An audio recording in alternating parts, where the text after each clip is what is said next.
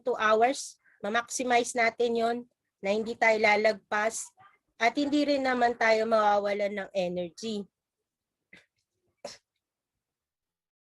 Yan po yung kailangan nating gawin kapag tayo, para tayo ay maging epektibong public speaker.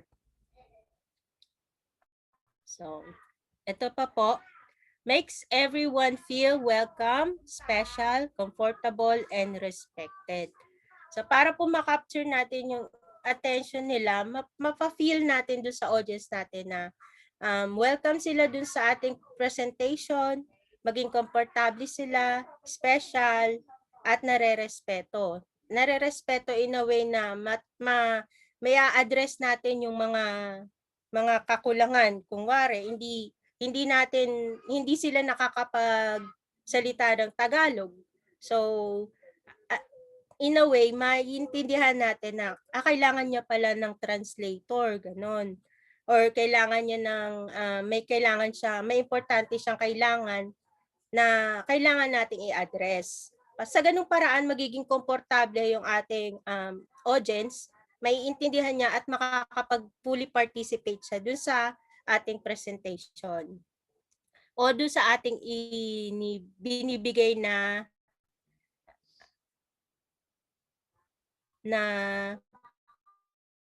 present. So, yan po. Paano pa rin po magiging effective ang ating pagiging public speaker? So, yun po, ma-address natin yung mga kakulangan natin kung meron man, kung hindi sila Tagalog, i-Englishin natin. So, is willing, ito pa po, para po tayo maging effective na public speaker. Is willing to put time preparing. So, ito po yung importante din po ito kasi ano po yung ipe-present natin pag inimbita tayo ng organizer, sabihin niya, oh ma'am, mag-present ka ng budgeting. So, sabi mo, sige, may nalaglag. So, you present ka ng budgeting. And then, hindi ka nag-prepare. So, in time na dumating na yung oras na magpe-present ka, kung ano yung nakahanda sa'yo, so babasahin mo lang yun, hindi mo siya maipe-present ng maayos. Hindi ka niya maiintindihan or magkakagulo-gulo kung ano yung sinasabi mo. Kasi pag hindi ka naging preparado, matataranta ka kung ano-ano lang yung masasabi mo at mawawala sa focus kung ano yung ipine-present mo sa iyong mga audience. So dapat po hindi tayo mawawala dun sa focus, tapos kailangan tayo magbigay ng oras para sa ating presentation. Importante po 'yon na magbigay tayo ng oras. Bakit po? Mamaya po masasagot po natin 'yan. So, eto po. Can relate to a particular audience. So, naiintindihan natin halos lahat ng audience natin. Kung may mga gusto silang sabihin, sa umpisa pa lang ng inyong presentation, mai-address na natin yon para maka-relate sila or maintindihan natin kung ano yung needs nila. At ipapaintindi natin sa kanila kung ano yung ibinibigay nating mga layunin or kung sa budgeting yon makaka-relate sila sa inyong sinasabi.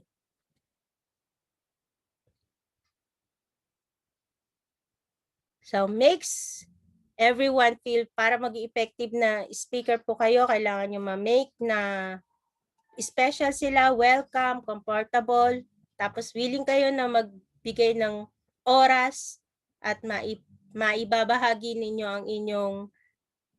ang inyong presentation na naiintindihan ng lahat. At ito po yung pang-apat na bullet, is willing to take instruction from the sponsor. So, kailangan po nating isaalang-alang yung mga tagubilin ng ating mga sponsor or yung mga maliliit nilang request sa inyo as a presenter. Pagka po may binilin sila, like for example, kailangan mo tapusin yung sa oras yung iyong presentation kasi may susunod sa iyo na kailangan niya umpisahan kaagad, or kailangan batiin mo si ganito pagka dumating siya. So yun po yung mga maliliit na tagubilin or mga bilin ng mga organizer. Or wag kang magsasalita ng ganito kasi may ma-offend na ganyan ng mga participants. So may mga bilin na po sa atin yung audience.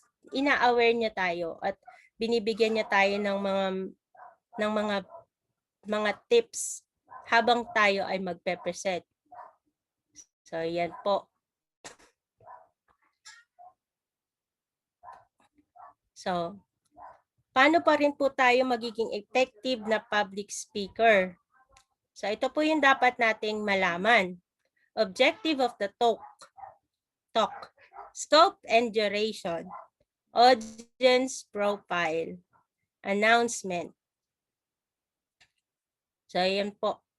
Kailangan po ang ating malaman yung objective ng ating pag ipe-present. Pag tayo po yung presenter, dapat po yung mga layunin ng ating talk dapat nandun lang nakapaloob. Yung scope and duration, yung lawak or saklaw ng inyong ipine-present. Ano lang yung mga saklaw niya. Kung sa budgeting lang po yung inyong presentation. Audience profile. Ito po yung kung sino-sino po yung inyong mga audiences. Dapat po malaman na natin siya ahead of time. Itatanong na natin sa organizer kung ano-ano po yung mga gusto nila, kung ano-ano po yung mga needs nila, kung kailangan nila ng, for example, kailangan nila ng sa inyong mga pagpe-presentan. So, kailangan i-adjust natin yung ating presentation. Dahil po, kung masyado tayong mabilis, nahihirapan po yung interpreter. Mga announcement, yan po yung mga bilin yan po ng mga organizer. Kung ano po yung mga announcement na ibibigay sa inyo. Pwede na i-announce ninyo while you are presenting. So yan po. To be a good speaker. So gain experience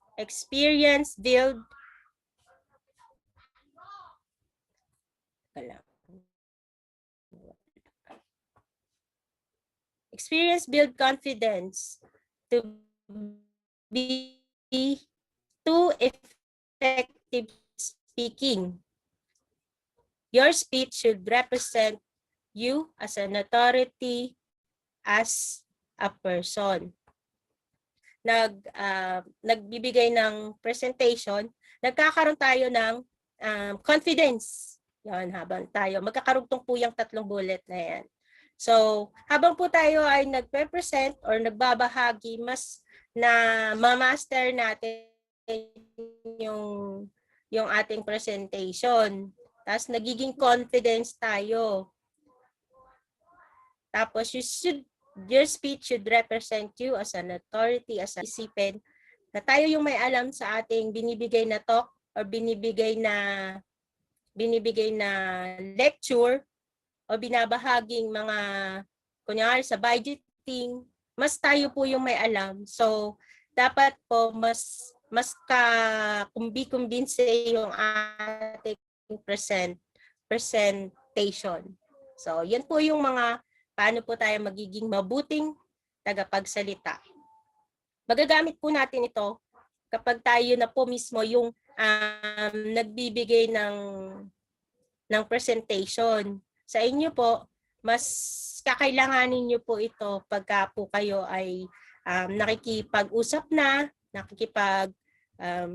negotiate na doon sa city government, mga sa mga dapat nating lapitan tungkol sa ating budgeting. So, eto na po tayo. Tapos na po tayo. Para na po tayo magiging mabuting speaker. Eto naman po tayo sa paano yung preparation. Preparing presentation. So, ayan po yung step 1, develop objectives. So, ilagay natin why first, then what. So, mag-analyze natin kung ano yung ibibigay nating talk, kung ano yung binigay sa ating assignment ni organizer. Kung ano man po yan, dapat maisip natin, maisipan natin kung bakit natin to ibibigay agad. Yun agad ang una nating iisipin. Bakit natin to ibibigay? Tapos, ano yung ibibigay ko?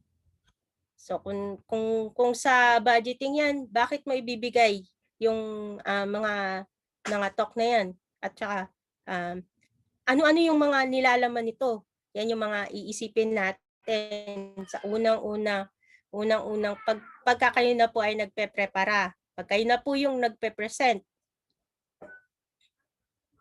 So, step 2, analyze the audience. Yung value, needs, constraint, demographic info. So, yung mga pinahahalagahan, so analyze din po natin. Ito po yung step 2. Pagkatapos po natin mag-isip no, kung ano yung ibibigay nating lecture, iisipin naman po natin sino-sino po yung mga bibigyan ninyo ng talk. Sino po yung mga makakasalamuhan ninyo kapag kayo po ang nagsasalita. Kapag kayo na po yung nakikipag transaction or nagbibigay ng presentation. Ano-ano po yung mga lengguwahe nila? Sino-sino po sila? Saan po sila nanggaling na organisasyon? Ano-ano po yung mga pinahalagahan nila? So, yan po yung dapat nating isaalang-alang. Pagka po tayo ang naggagawa ng presentasyon, nagpe-prepara. So, ahead of time pa lang po ito ninyo gagawin na.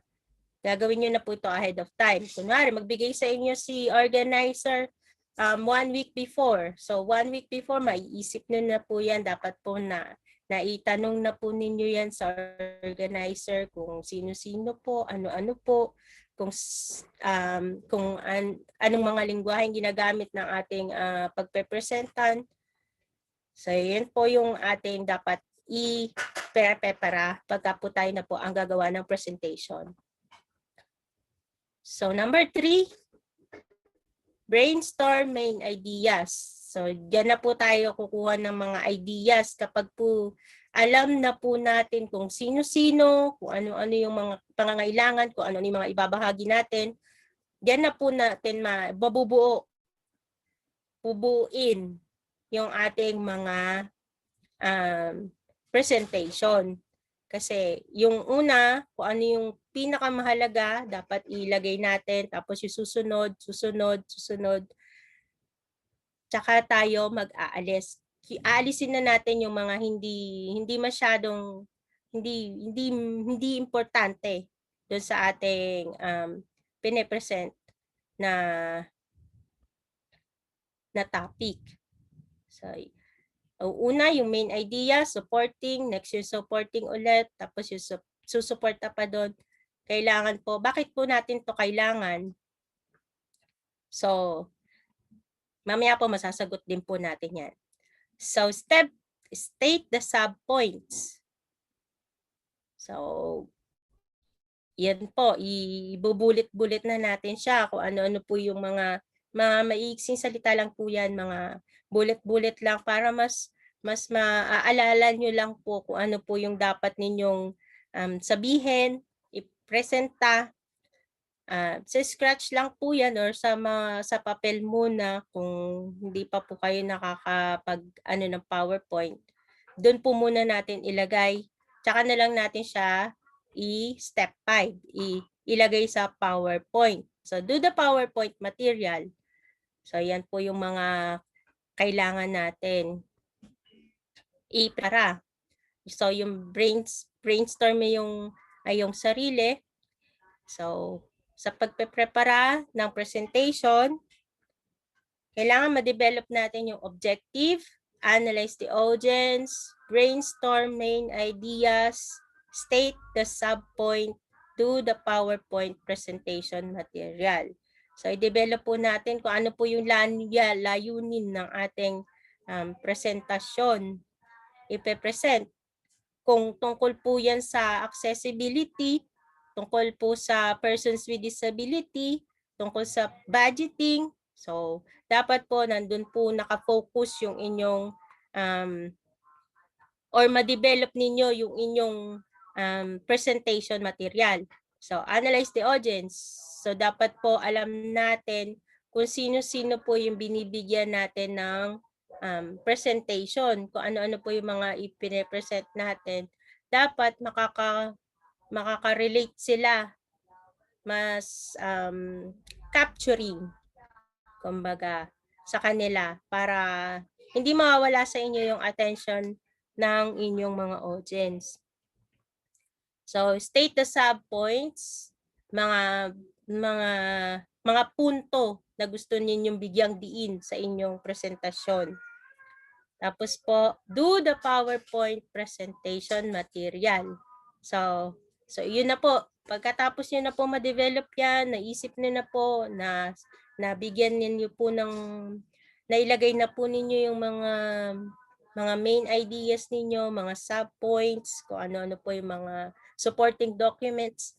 So, yun na po. Number 5, ibibigay na po ninyo yung anyong presentation material. Gagawin na po ninyo yun sa isang PowerPoint. Kung hindi man po sa PowerPoint, pwede po sa Manila paper para po mas makikita ng lahat. Bibigyang pansin din po natin na kailangan makikita po yung ating presentation material ng lahat, especially lalo na pagka maramihan, yung malayo sa inyo, makikita pa rin yung inyong presentation.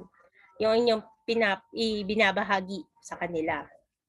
So, ito po yung speaker preparation pa rin. So, basic goal. Ito po yung goal. Affirmation is based on the fact and the information is clear. Klaro pa po ba ako, mga friends? Hindi po ba ako napuputol? Okay na po. Okay lang po. Di po ako napuputol-putol. Sabihan niyo po ako ha, pagka napuputol kasi baka mamaya nagloloko na naman yung netbook ko. Kanina. Okay, Ngayon okay na po. Thank you. Okay na. Sige po. So, ito po yung goals natin. Ito po yung goal na bakit tayo nagbibigay ng presentation. Kung paano po tayo magiging effective para po mas informative yung ating presentation. Dapat nakabase siya sa totoong pangyayari. May mga dokumento kayo, may mga katibayan kayo na at klaro yung mga informasyon na ibinibigay ninyo dun sa inyong pinagpepresentan. So, ang basic goal natin is to inform. Ma-inform sila, kagaya sa persons with disability. So, mas may inform sila, mas magiging capturing kung kagaya din nila persons with disability yung magpe-present, mas maiintindihan niya at mas maniniwala siya na naiintindihan niya tayo dahil tayo mismo ay may disability. So, ganun po yung ating maging goal sa ating pagbibigay ng talk.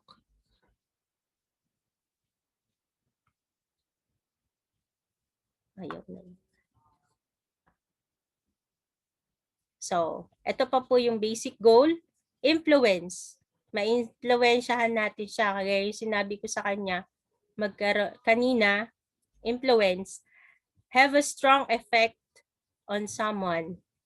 So, kailangan po magkaroon ng epekto to. Yung binibigay ninyong talk, magkaroon ng epekto dun sa inyong pinagpe-presentan. Kagaya ng sinabi ko kanina, mas maganda, mas naiintindihan, mas nararamdaman ng ating audience na totoo tayo o na-experience din natin yung ibinibigay nating lecture or topic. Mas mapaparamdam natin sa kanila na naiintindihan natin sila, na nauunawaan natin sila, naiintindihan natin kung ano yung mga pinagdaraanan nila. So, para po maging effective na speaker tayo. So, yun po yung mga basic goal natin as a speaker. So, yun po. Maka-impluwensya tayo, makapagbigay ng impluwensya, at basic goal pa rin po ng ating speaker preparation is to entertain, provide interesting and enjoyable experience for someone and that everyone paying attention without losing importance and seriousness of the topic. So, dapat na-entertain yung inyong mga audience na ipaparamdam na nag-e-enjoy sila sa inyong ipinipresenta. Mas nakaka-capture natin yung attention ng ating audience. Pero hindi nawawala yung importansya o kaseryosohan ng topic na ibinibigay ninyo. So, yun po yung mga basic goal as an effective speaker. So, dapat maging inspire. So, kapag nararamdaman na ng audience natin kung yung naiintindihan mo kung ano yung binibigay mong lecture, kung ano yung binabahagi mo sa kanya na layunin, at nararamdaman niya na totoo yung inyong sinasabi, may inspire siya at magkakaroon siya ng ability na maramdaman na, kaya ko rin pala itong gawin. Naiintindihan niya ako. Siya kaya niyang gawin. Malamang kaya ko din yun. So, dapat maging ganun yung ating outcome as a presenter kapag tayo na po yung nagbibigay ng talk sa ating mga audience. Importante to, lalo na sa mga baguhan. Mga baguhan pa lang na nakikisalamuha, especially doon sa persons with disability. Kapag baguhan pa lang sila, dapat ma-inspire mo sila na gawin yun. Kasi nahihiya talaga sila na, hindi ko to kayang gawin, hindi ko to kayang gawin. Dapat ma-feel mo sila na, kaya mo tong gawin. May paramdam mo sa kanila. Dagdag ako, Ate So, Mean. yeah. Okay, Doc. So, maiparamdam sa kanila na meron silang kapasidad, na meron silang magagawa. Not necessarily kamukha ng ginagawa ng iba. Dahil kanya-kanya ng kapasidad, kakayanan. Kanya-kanyang linya yan. Okay?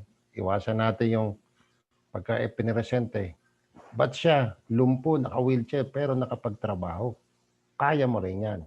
Medyo parang maganda dating, pero pinipilit mo siyang magawa yung isang bagay na iba naman yung kalagayan niya kahit pareha silang lumpo na naka-wheelchair. Pwedeng magkaiba sila ng tirahan. Pwedeng magkaiba ng oportunidad na meron sa paligid. Okay? Pwedeng magkaiba sila ng klase ng suporta o level ng suporta na natatanggap sa pamilya o sa komunidad.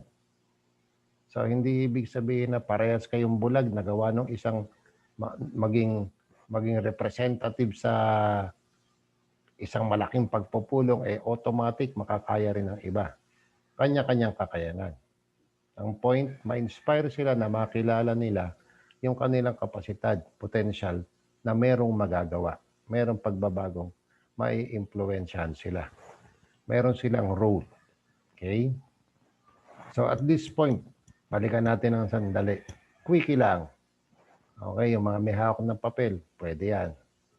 Ano yung mga napag-usapan ng mga goals?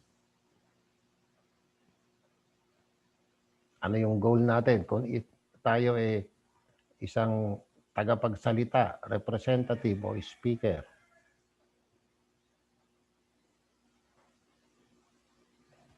Wala, tumigil lahat.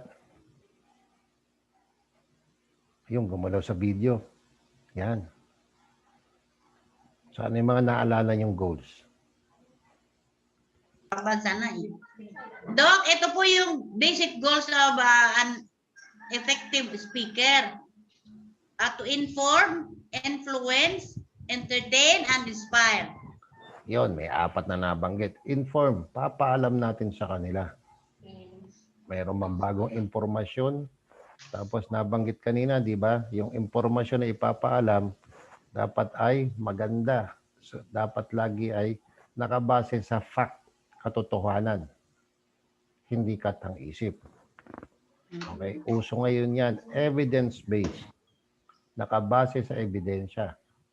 Okay? Hindi nakabase sa opinion. So, evidence-based, pwede yan documented na kwento, story ng isang pangkaraniwan tao sa komunidad. Pwede yan galing sa isang research. Yung mga nakapublish na mga pag-aaral. Galing sa survey, sa census. May pinagbabasihan na totoong impormasyon. Siguradong, not necessarily tamang impormasyon, pero siguradong may pinagbabasihan. Evidence-based. Okay? So, yung i-inform natin sa kanila ay yung may pinagbasihan ng mga datos o impormasyon. Ano yung pangalawa? Una, Influence. inform. Pangalawa, influence. Kamukha nung ginagawa natin sa local budget process, isa sa objective namin nila Eric, nila Mayan, okay, ng FTI as a whole, kayo ma-influensyahan kayo sa pag-iisip na kailangan kumilos tayo sa budget advocacy. Pagka hindi magbabago, hindi i-improve yung sinasabi nating kalagayan ngayon na hindi okay. Gusto nating maging okay. Di ba, Kuya Jun? Yeah. Sino kasama mo sa table, Kuya Jun?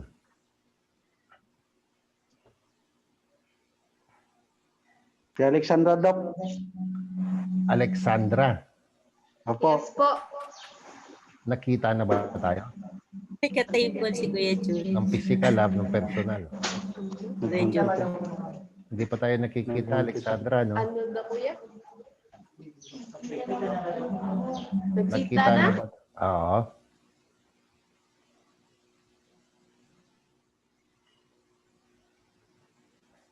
Ako ba may problema sa signal? Nag-freeze sila, Kuya Jun. Oh. Sino katapat mo dyan, Mark? Nag-freeze do. Kahit sa akin, nag-freeze. Tapos, Si Hiljola, Doc. Hilgiola. Asan si Hilgiola? Ito sa ano, Doc? Sa anong kaliwa. Wala. Yeah, pare ko eh. Naalala kita. Ayun nasa likod mo, sino? Nasa likod ni Hil. Rosel Pitilla, Doc. Jose. Rosel Pitilla. Si Rosel. Oo. Anak ng gobernador. Na may napakalaking pera ngayon. At may napakalaking pera nung nakaraang taon. Hindi sa kanya yung pera sa probinsya. Singit ko lang, may mga na-forward ako mga link, mga news. Not sure ko yung sa group nyo, sa group chat, napadala ko rin. Pero re-request ako dun sa dulag ko yata napadala na i-share sa lahat. Anyway, okay, inform. Tamang impormasyon base sa katotohanan. Okay, evidence-based facts. Totoo. Pangalawa, influence. Okay, mapabago natin yung pag-iisip. Okay, mapabago natin yung pagkilos. Okay, mapainit natin ang damdamin. Okay. Oh, Bakit may sulat yung braso mo? Alexandra.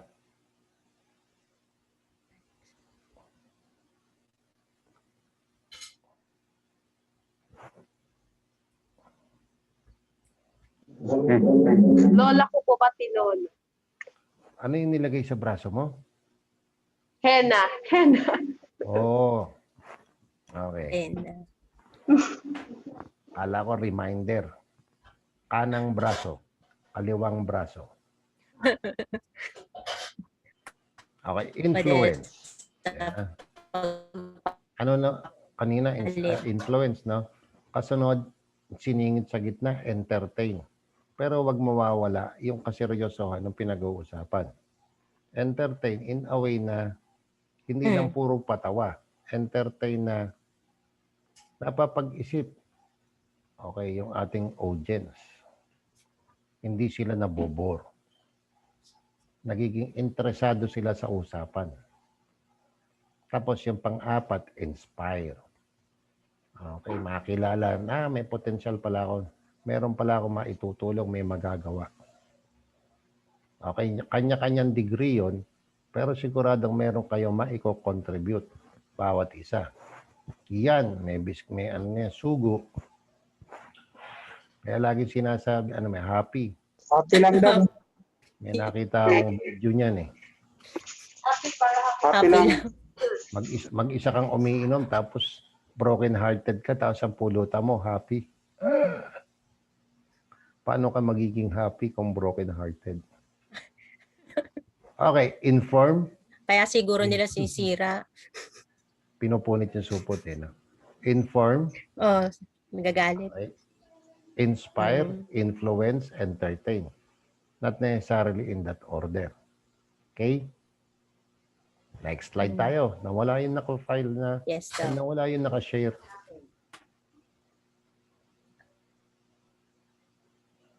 Nawala, Doc.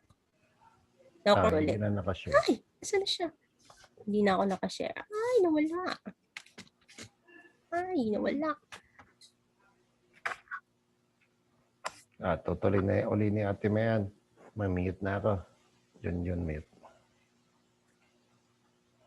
So, yun po yung mga dapat nating tatandaan sa ating, kapag tayo na po yung magbibigay ng talk, dapat hindi mawawala lagi yung layunin ng ating ipinipresenta. Tama ba ako? Teka lang po, babalik ko lang yung slides. Kita na po ba? Kita na po ba yung slide? Mga madams, mga Yes. boss. Yes, ma'am. Okay, sige po. Thank you. So, ipo-full screen ko lang po para malaki yung inyong vision. Cellphone po ba? Unstable. Ayaw lumaki. Saglit lang po, ayaw lumaki.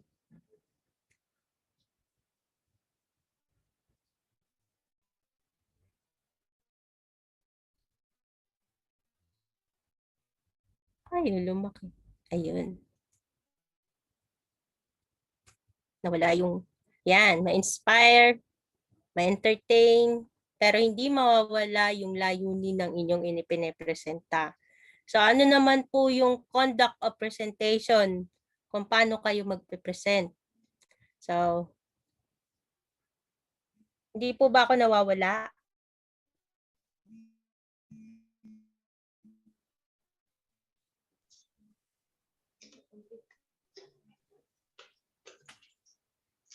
No. Communicate. Okay. Naririnig niyo po ba ako? Nawala po ako.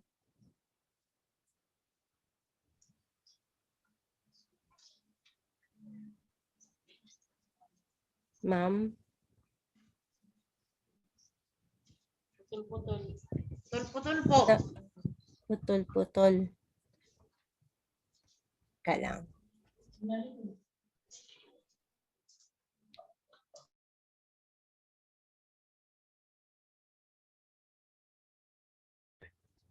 Putol-putol pa rin po ba? Okay na, ma'am. Okay na po. Okay na okay na po. Okay. Sige po. Thank you. So, ito po, conduct of presentation. So, paano po kayo magpe-present? Communicate with the same language. So, naiprepara nyo na po yung inyong sarili, nagawa nyo na po yung mga dapat yung gawin. Tapos po, na-analyze nyo na yung inyong sarili kung paano nyo ipe-present to, maging interesting, informative ang inyong presentation. So, dapat po isaalang-alang natin yung communication. Kasi po, yung mga pinagpaguran po ninyo, kung hindi po maiintindihan ng inyong pinagpe-presentan, so, wala lang po. Ma'am, putol-putol ka na. Yung inyong putol-putol. Opo. Dali po. Wala na. Dali. Pinagsabi.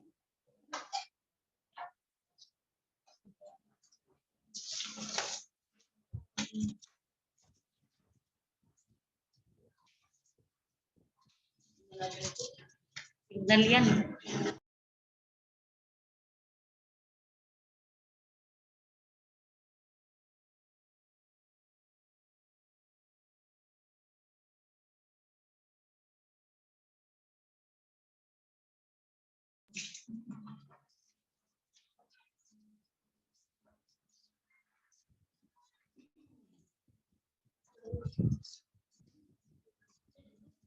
Ayan po. Okay na? Okay na po.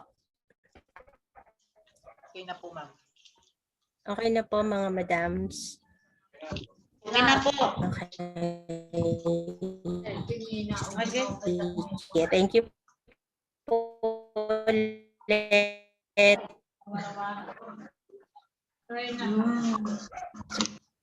Okay po. Wala po si Sure. Thank you.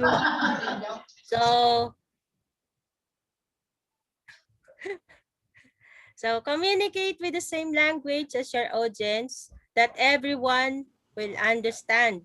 Ate May, So, wala look, yung slide. Talk. Nawala yung slides. Oo, sabi ko nga eh. Sorry. Walang sorry. Pakain ka ng mani. Kasi ang aking internet.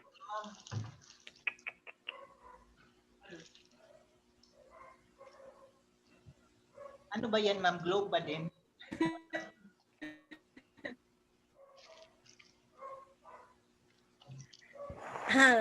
Ate Rose, meron ka nitong PowerPoint na to, no? Ate Rose? Patulong tayo sa kanila. Ate Rose? Yun. Sa side na lang, sa end ni Ate Rose, si Ate Rose mag-share ng PowerPoint. Pag nag-share si Mayan, nawawala si Mayan. Off mo review mo, ma'am. Mamaya after lunch, Mayan, lipat ka sa bubong. Para mas malakas signal mo. Oh, nawala na rin siyang tuluyan. Nagang na. May kinalaman niya tayo masamang panahon. Pati kami nawara.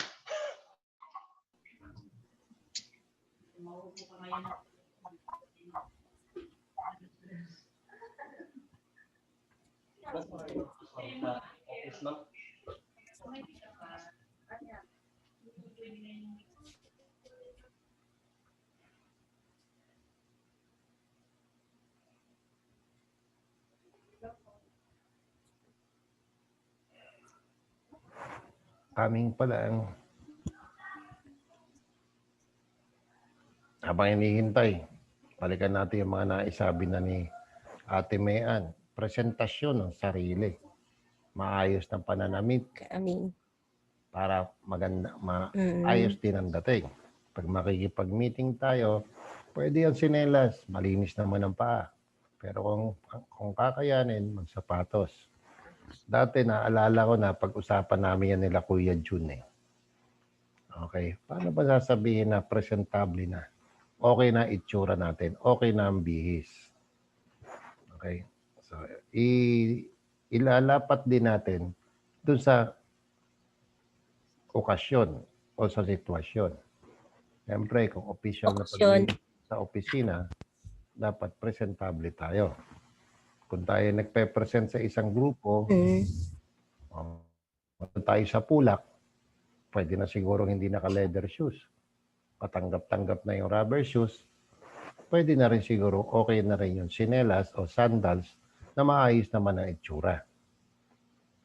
Ano rin talaga, pupuhunan na natin yung itsura natin para ma-project yung maayos tayo, seryoso tayo, at may authority tayo.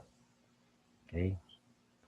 Kaya yung mga opisyalis, diba, pag nakita natin, wow, nakabarong, kakaiba dating. Pero pag hindi tama yung okasyon naman, wow, nakabarong, pumunta sa bukid. Hindi match. Meron nung tayo mga kandidato na ganyan. Meron tayong kandidato nun sa pagiging senador. Okay. Meron din nagpunta sa bukid. Makikipagkamay, naka-heels. So, hindi match. Awkward. Hindi maganda yung dating. Waiting na lang tayo. Makakapag-share na sila, Ate Rose.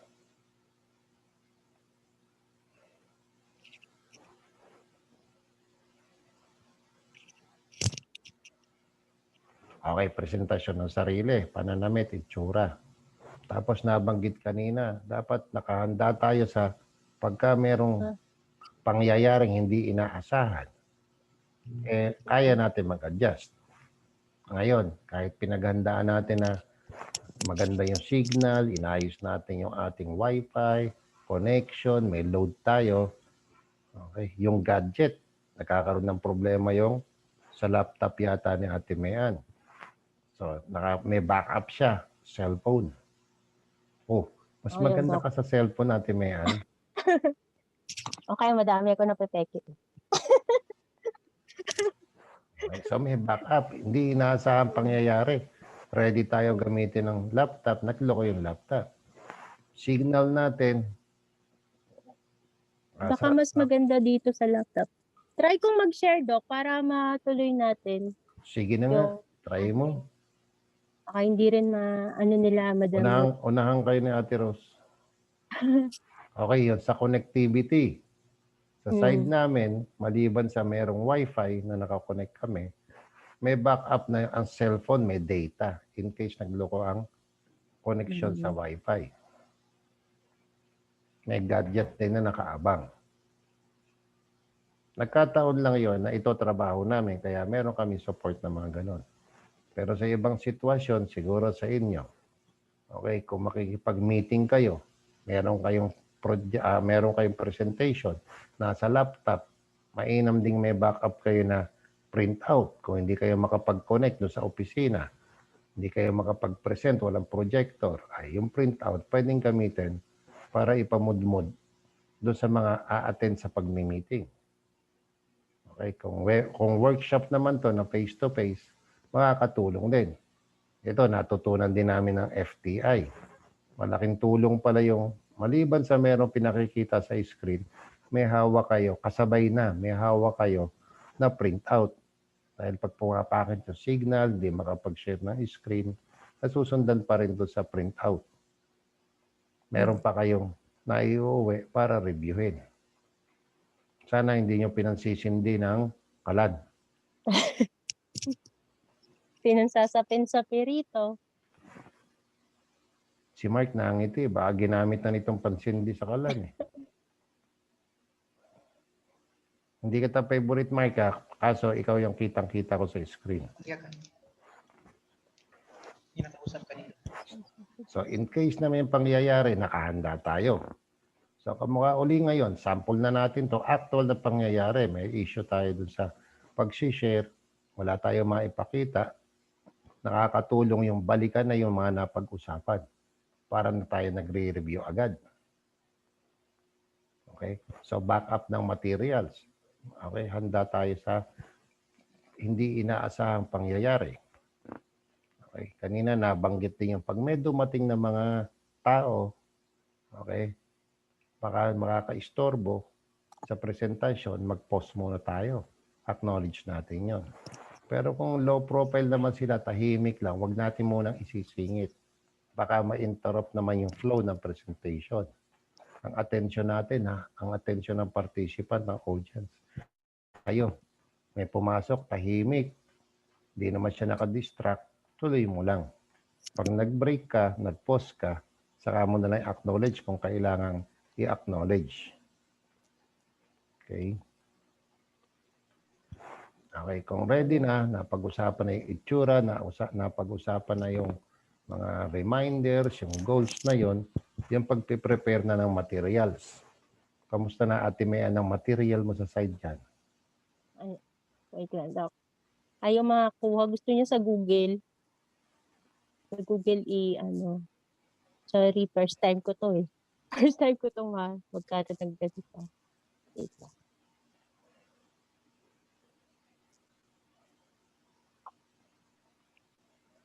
No. Sa side nyo, Ate Ros, wala rin?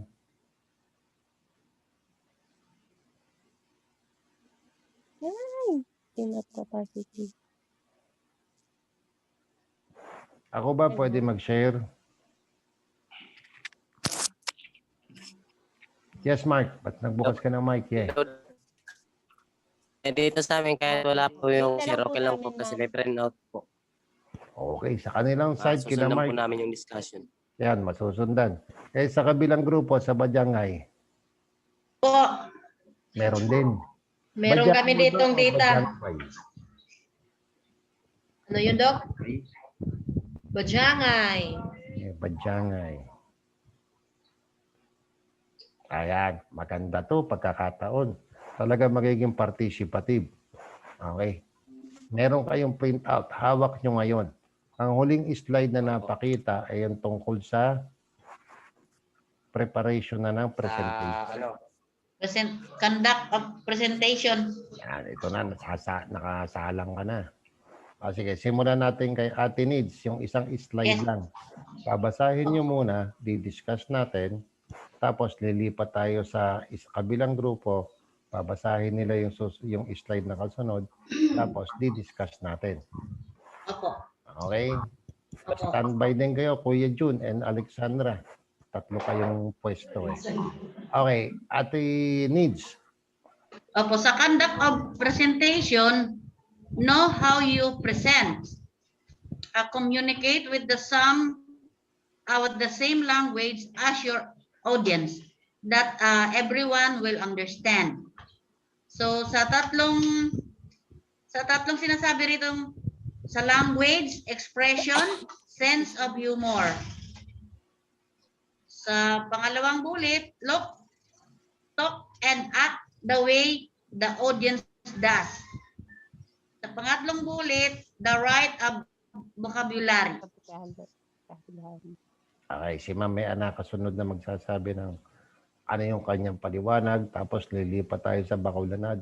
Slide siya, papaliwanag ni Ate Mayan, tapos lipat tayo kay June at Alexandra, papasahin nila yung susunod na slide, babalik ulit kay Ate Mayan. Meron na tayong proseso. Okay? Okay? Okay, Doc. Ate Rose, tuloy mo pa rin yung paghahanap ng PowerPoint. Pagka ready na, i-share mo lang habang nagdi-discuss kami. Baka umabot pa yan. Tumawag Jun, si Ate Rose, lumipat daw siya sa laptop. Nasa cellphone kasi siya. Okay. Jun, So, pa-mute. yan na po. So, communicate with the same language as your audience. So, napaliwanag na po ni Doc June na yung tamang bokabularyo, expression, sense of humor. Dapat po yung sense of humor nakadikit pa rin po dun sa layunin ng inyong presentation. Pero hindi naman po dapat offensive. So isaalang-alang din po natin yung feelings ng mga audience natin kapag tayo ang nagpe-present. Kasi po para po sa kanila yung ating presentation. So dapat po natin laging iisipin kung ano yung mararamdaman nila. Kailangan maging, kagaya ng sinabi, maging inspiring tayo. Kung magkakaroon tayo ng sense of humor tapos offensive po sa kanila, so mawawalan sila ng gana or maiinis sila sa inyong presentation. So isipin po natin yung sense of humor natin kung offensive ba, kung hindi naman or nakakatawa lang siya, walang halong mali siya, so ibigay po natin yun. Para lang po mabuhay yung ating presentation o yung ating audience, mabuhayan sila ng loob. Kumbaga parang gising-gising kasi minsan 'di ba pagka masyadong seryoso yung ating pinapa ina-attenan na mga workshop or activity, kapag po masyadong seryoso, medyo ako mismo inaantok po ako pagka gano'n, pagka masyadong seryoso at walang masyadong activity dun sa ating inatenan. Ayan po. So, look, talk, and act the way the audience does. Kaya na sinabi ko sa inyo, maiparamdam natin sa kanila yung importansya nila. So, dapat halos maipakita natin sa kanila na kaisa nila tayo, na naiintindihan talaga natin sila. Tapos, the right vocabulary. So, yan po, yung mga vocabulary na akma doon sa inyong presentation or layunin ng inyong pinipresenta. So, yan po yung conduct of presentation. So, conduct pa rin po. So, hindi naman po kailangan, pero dapat po naiintindihan nila, ay, sino po yung susunod na magbabasa? Para po dun sa conduct of presentation. So, Barangay Bacolanan naman po, ma'am. Abakulanan po. Sige po. So, yung una po, Taglish. So, allowed. Pangalawa, shorter words and phrases. So, recommended. Pangatlo, sophisticated terminology and elaborate physiology. As much as possible. So, parang napaganda yung pangyayari, no? Yung nawala yung slide sa harap. So, mas naiintindihan po natin yung mga sasabihin ko, kumbaga. Sa conduct po, paano po ninyo maipe-present? Paano po kayo magpe-present? So, yan po, Taglish, allowed. Mas madali pong basahin yan. Mas maiintindihan ng lahat. Kumbaga, kapag po tayo ang magpe-present, isaalang-alang po natin kung nakakaintindi po lahat ng Tagalog, kung pwede pong Taglish, kung naiintindihan po tayo ng lahat habang po tayo ang nagpe-present. Kung hindi man po, pwede po tayong kumuha ng interpreter kung kailangan na may mag-winaray, kumbaga may mga participants kayo na hindi marunong magtagalog, waray lang. So dapat handa tayo doon sa ganung mga sitwasyon. Shorter words and phrases recommended. So maliliit lang po itong salita na makaka-capture yung attention ng ating audience para po hindi po tayo maliligaw sa ating mga sinasabi o ipinipresenta. So yun po yung huling sinabi nasa ni Kuya, sophisticated terminology and elaborate phraseology. Diba po? Avoid as much as possible. Bakit po? Kasi po unang-una hindi yan madaling basahin. Kapag po yan inilagay ninyo sa inyong presentation, matatagalan, kung ipapabasa po natin sa audience, matatagalan po sila. Kasi po yung mga masyadong mga kumbaga technical na salita, wag po natin yan ilalagay. So, kung hindi po kailangan ilagay yan dyan, wag po natin yan ilalagay sa ating presentation. Mas makakaisip kayo ng maliit na salita, mas naiintindihan. Kung pwedeng Tagalugin natin yan. Kung pwedeng iwaray natin yan. Basta ang iisipin natin lagi, maiintindihan tayo ng audience. Kumbaga. So, yon. So, i-avoid natin yan. Wag natin yan ilalagay sa ating presentation kasi makakagulo yan ang pag-iisip ng mga mga audience natin. So, sino po yung susunod sa magbabasa? Kami. Tips Sige of po. using Si Kuya. master your PowerPoint presentation material and use the PPT, not reading cards. So, yun po. Thank you. So yan po, master your PowerPoint presentation materials. Use PowerPoint, not reading card. Yan po yung ating pinaka gagamiting tools pag tayo po ang magpe-present. Kasi po, pagka po binigyan po natin sila ng reading materials, babasahin na lang po nila yon, hindi na po nila yun, hindi na sa iyo nakatingin yung mga tao, o hindi na ikaw yung mag mag mapo-focus, hindi na sa'yo mapo-focus yung attention, nandoon na lang sa reading materials. So mas maganda na may PowerPoint, so sa'yo nakatingin yung mga tao, mas napo-focus sila sa'yo, mas naiintindihan nila kung ano yung mga ibinabahagi mo sa kanila. So yan po, meron na si Ma'am Rose. Nasaan na siya?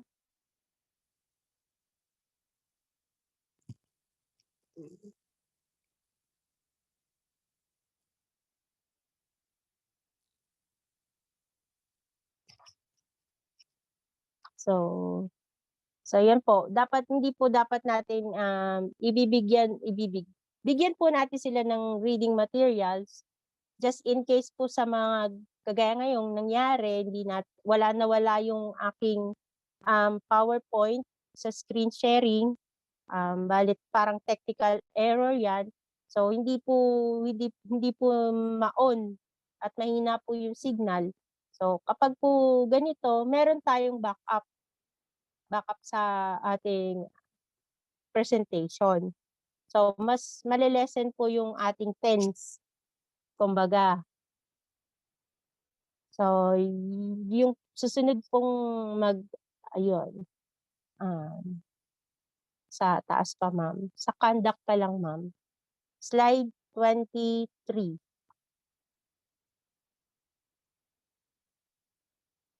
Bakit ay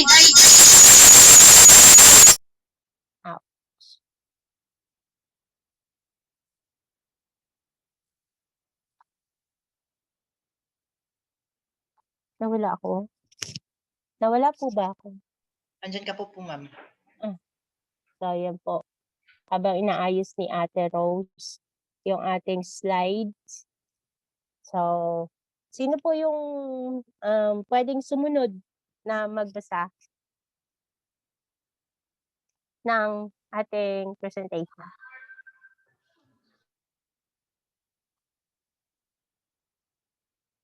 Kadyangay po. Okay, sige po, pakibasa po. Tips of using presentation material. Apo. First, do not torture your audience. And then long test. Okay, so yan po.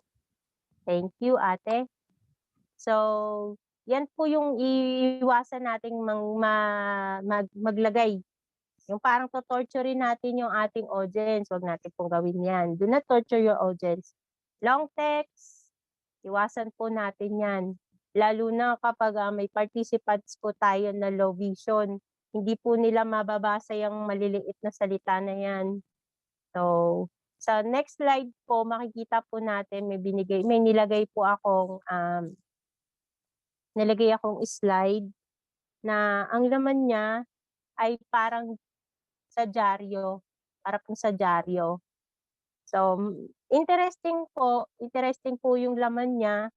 Marami po kayong mapupulot, marami po kayong malalaman, pero hindi po siya rekomendado dahil napakaliliit po ng mga nakasulat o letra, yung mga titik masyadong siksik sa isang slide.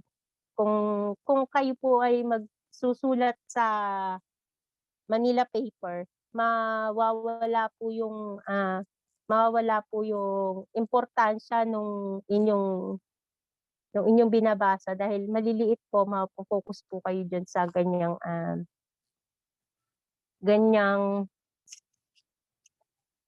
slides. Mawawala po kayo sa focus, magbabasa lang po kayo. At medyo matatagalan kasi ang liliit talaga. So, mahirapan po kayong basahin yan.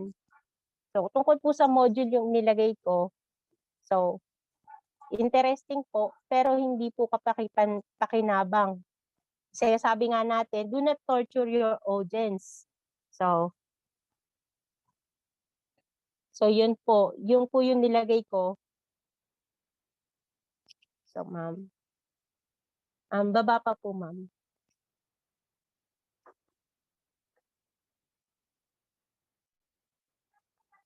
Baba pa po.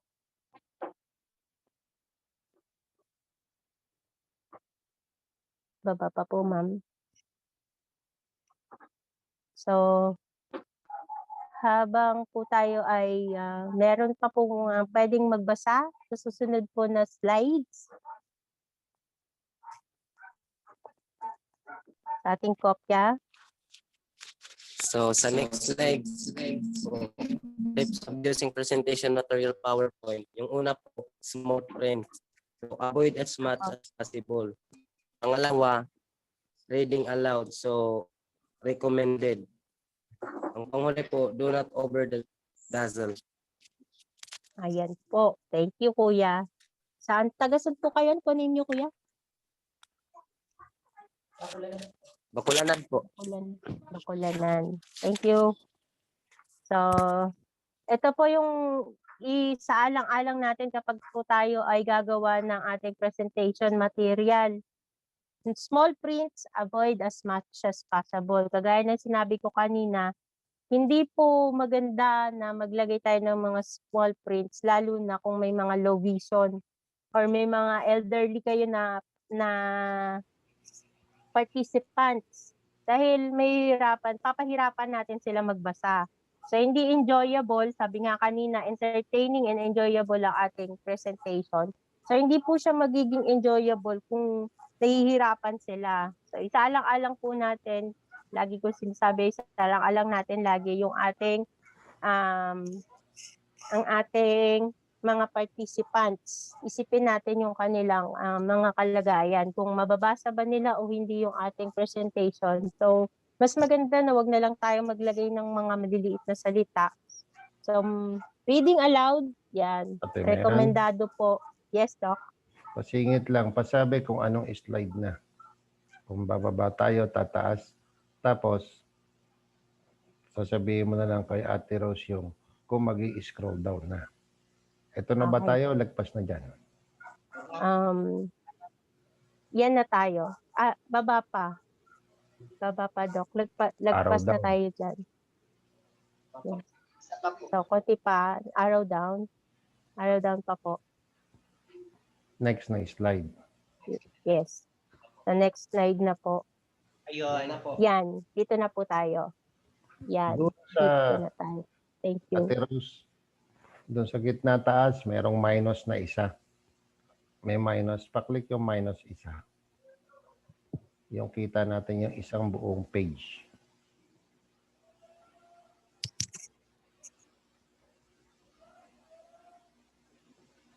Yung minus sa taas.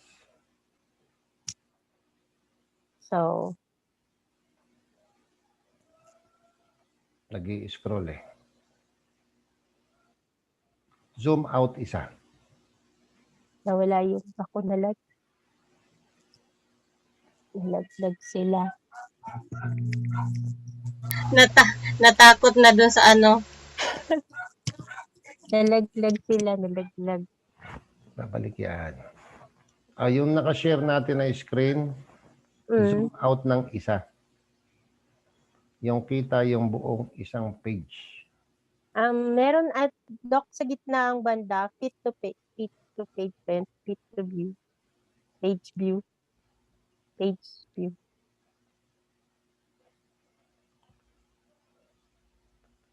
Sige, pagbigyan natin si Ate Mayan. Page view, tapos fit to screen. Sa'yo yun, Ate Rose. Sa gitna, Mayan, saan ko siya makita? Saan ko siya makita? Sa bandang gitna po, sa tabi Tapos ng taas. add saka minus. Kahilera po siya. Kahilera ng, Ngayon, nakasulat Ang ad- avoid. Sa ibabaw Ayan ng po. avoid. Yon. Yan po. saan yung avoid? Sa slide Okay, ito, po. madali. Sa gitna ng screen, tumingin ka sa gitna ng screen. Yes po. Okay, taas tumingin ka, pataas, straight up. Sige, Straight taas up. yung cursor mo. Sige, taas mo yung cursor. Tapat mo doon sa page view. Sige. Yun, natamaan na. Security man, Doc. Taas konti. Security yung nakikita ko. Hindi Security. security. Opo. Na may, ako kasi yung nag-share. Natakpan mo yung ano. Natakpan po. Kaya hindi makita. Control minus isa. Control minus. Control, Minus po. control minus. Apo. Ayan. 80% Ay, lumabas. Di pa, yung display natin dito hindi pa nagbabago eh. Hmm. Ano palakihin, Doc? Yan, ganyan? Ganyan. Paliliitin. Paliliitin. Yung isang page na yon ng PDF, para kita yung ibabaw, ibaba, kaliwa, kanan. yes. Kaliwa, kanan. Hindi, kita lahat. Ibig sabihin, isang buong page, kita. Napapa-zoom out. Control minus.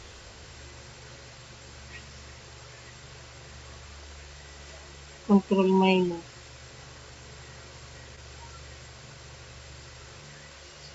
Na-edit Habang tuloy. nag-aareglo ho kami, yung gusto mag-CR, tumayo, mag-unat-unat. Technical break tayo. 10 minutes, kasama na yung pagkain nyo ng happy, kahit hindi kayo happy. Pagkain nyo ng saging, kahit hindi kayo namimigay. Sige lang. Meron na kami tinira para sa inyo. Yay! Pagdating namin dyan, banana chip na yan. Banana chip. So, yun. Ate Rose, napa-try na po yung yung minus sa taas nung doon sa may tabi nung pinlik niyo po kanina. Wala ako. Tatakpan kasi siya, hindi ko makita dito yung minus sa taas. Nasa loob siya ng frame nung ano eh. Control minus. Pa-click po muna dun sa sa slides tapos control minus. Naka-PDF tayo ah. Yes. Sa PDF po pala. Pa-click po muna sa PDF tapos control minus. Click sa gitna ng Yan. screen. Yan. Malapit na, malapit na.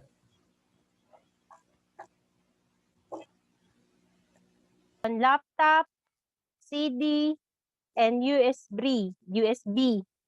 Bring your own laptop if possible. So, yan po yung dapat nating gawin kapag tayo po yung magpe-presenta. Magpe-present.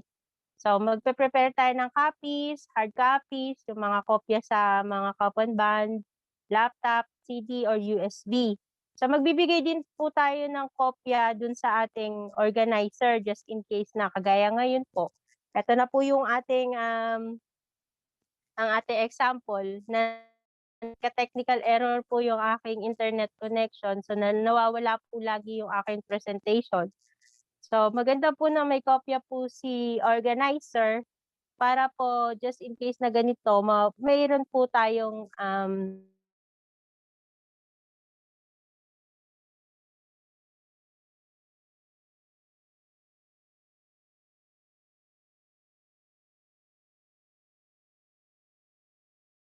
tayong laptop, pwede po natin yan idalahin. Nalaglag si Bakulan na. So, Ayan po yung mga dapat nating